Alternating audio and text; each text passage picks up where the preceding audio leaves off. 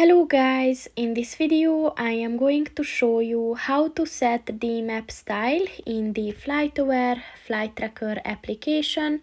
But first I just want to mention, don't forget to subscribe to my channel, because at 10,000 subscribers I am going to show you my whole YouTube revenue statistics and growth strategy, as well as how to make money online.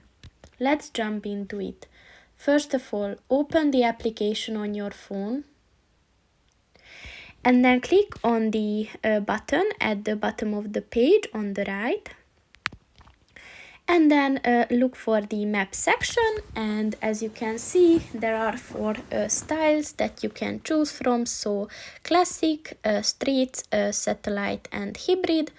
And if you click on them, then you can see how they look. So just choose the one that you want to use, and it is set.